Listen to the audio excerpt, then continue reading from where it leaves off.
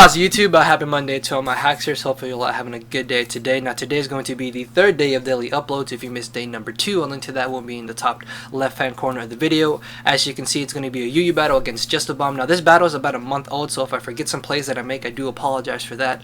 As you can see from my opponent's team, he's got a very balanced team, as I have my very defensive UU team. I can basically deal with this team accordingly. I mean, I have a check or a counter to basically everything that he has on his team. So going into the battle, my main priority is going to get up my entry hazards so I can wear down his team and be able to pull out the victory. This is actually going to be a tiebreaker battle between me and JustaBomb because we have battled twice before in the past and he's beating me and I'm beating him. So yeah, I look at this battle as to be a tiebreaker. But anyways, enough rambling. Yeah, let's get right into the battle.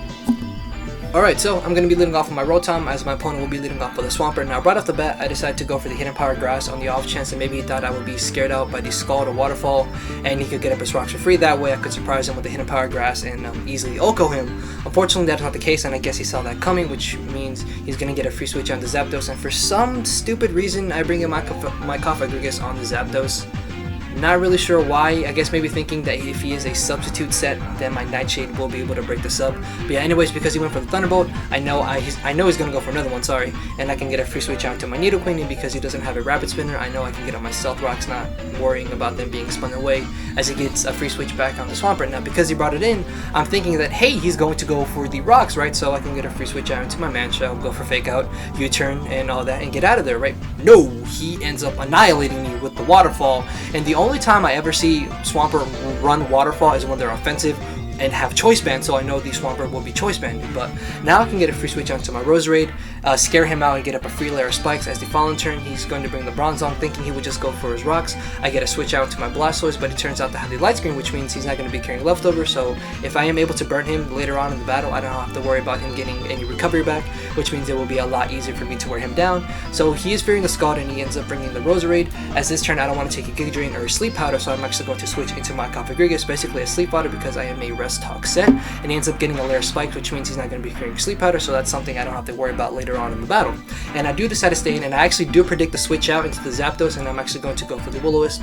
I've been contemplating running Toxic on my Coffin as opposed to Will-O-Wisp, but because here is where it would have helped me, but then again, I do want to cripple physical attackers, so I really shouldn't be thinking that. I mean, Will-O-Wisp works phenomenal on Coffin, but this turn I'm going to bring in my Roserade, knowing that the Thunderbolt is very obvious, and because I am max special defense and max HP, above that I do resist it, I will be able to take it. In the following turn, I can get on my second layer of I can get on my second layer of spikes or go for a Sludge Bomb, and I do believe I just go for the Sludge Bomb as he brings in the Cobalion, and again, I prioritize damage over getting up entry hazards.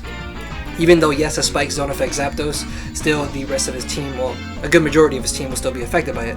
So now I'm going to bring in my I'm going to bring in my Coffin, thinking he will go for the close combat, but then he pulls out the Volt Switch, which automatically tells me that his Cobalion is choice. So he's probably going to be choice Scarf, seeing as his Swampert is choice Banded. So this turn, I'm going to decide to stay in. I'm actually going to predict him to go for the Heat Wave or the Hidden Power Ice. Right? I don't know. I just knew he wouldn't go for Thunderbolt, is what I'm trying to say. And I'm able to take that, so the following turn he's going to end up dying. So Zapdos, a potential nuisance, is out of the way as he brings in his Entei.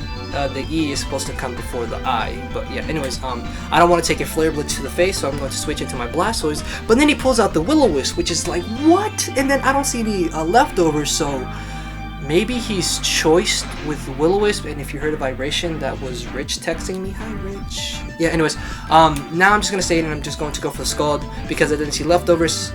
Then again, he could have been Life Orbed as well, so me staying in was risky, because he could have gone for the Wild Charge. But yeah, anyways, I actually pull another burn on the Roserade, which is great. And I'm actually going to stay in, hoping that I can take a hit and maybe go for the Rapid Spin or go for the Scald. I'm not entirely too sure which one I do go for. And I do go for the Rapid Spin because I don't want any entry hazards up on my side, because I want all the entry hazards on his side. So the following turn, because I know I will have some use for my Blastoise later on in the battle, just basically as Death Fodder, just to see what the Cobalion wants to lock himself into, I'm going to switch into my Roserade, and because I do quad resist it, I can take that like a fucking monster, and because I am max special defense and max HP, I know I can easily take a Sludge Bomb and just let the burn start racking up on him. So instead of going for my own Sludge Bomb, I'm actually going to go for the second layer of spikes, but he gets a fucking crit! Oh, really? What the fuck? Ah, that actually did matter, because as I said, I'm max special defense and max HP. So I lose my Roserade, and right now threat number 1 on his team has become Roserade.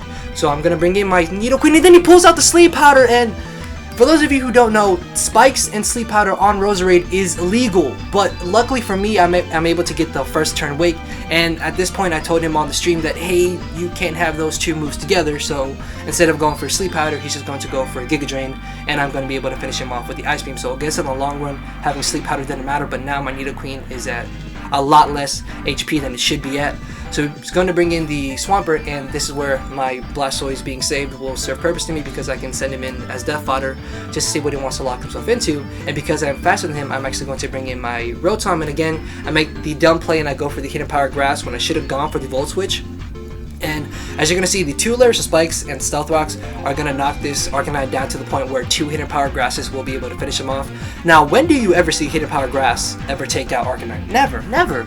But this means he can get a free switch out to Cobalion, but I really don't care about that, because I mean, I still have my Coffin, and I'm actually going to bring in my Nidoqueen thinking that he would go for the Volt Switch. That way I could get up a layer of Tox Spikes, but he ends up going for the Close Combat, and judging for how much damage I did, I might be able to take another one, so I'm actually going to stay in, and I'm going to go for the first layer of Tox Spikes. Now, yes, the last remaining Pokemon are his Bronzong, Cobalion, and Swampert, but the only reason that I want my Tox Spikes is just for the Swampert, because really, after I get rid of Swampert, then I basically have free leeway to easily be able to win this battle. So I'm able to get up my second layer of Tox Spikes after going for an Ice Beam on the Bronzong. I'm not really too sure why. But yeah, now because he knows that a Gyro Ball will not be able to finish him off, he's going to get a free switch out into the Swampert. And if you guys have been keeping up with the injury hazards, I have a layer of... No, sorry. I have Stealth Rocks up, I have 2 layers of Spikes up, and I have 2 layers of Tox Spikes up, and he's got no form of injury hazards up on my side of the field, which is good. So the Waterfall actually ends up doing a bit more than I thought it would, and then this is where I looked at my Coffin, and it turns out that I actually missabbed it and gave it Adam Nature as opposed to Bold Nature. So yeah, that was really stupid on my part. But here I completely forgot about the fact that he had Mummy because he made contact with me, so I thought he was in Torrent range, which is why I actually decided to bring in my Rotom as Death Fodder. And at this point, my last Pokemon is my Coffin, as he's going to bring in the Cobalion, and I'm pretty positive I will be able to win this battle, but as you're about to see, he ends up getting the flinch. So essentially, if he gets 2 more flinches, and he just got one, again, he's going to be able to win. So it all comes down to whether or not he flinches me this Iron Head. Luckily he doesn't, and I'm going to be able to rest up, which means he Fallen Turn. Even if I pull the Will-O-Wisp or the Nightshade, it really doesn't matter, because eventually I will be able to finish him off, and he gets another flinch! Wow! And I actually did not know when a Pokemon is asleep and the opponent goes for a move that can flinch you, you end up getting flinched. So I learned something new in this battle. But yeah, anyways, I'm going to be able to easily live the next Iron Heads. Luckily not get flinched and finish him off with the Nightshade. And at this point, the last is going to be the Bronzong, because that's going to be the very, very narrow 1-0 victory in my favor.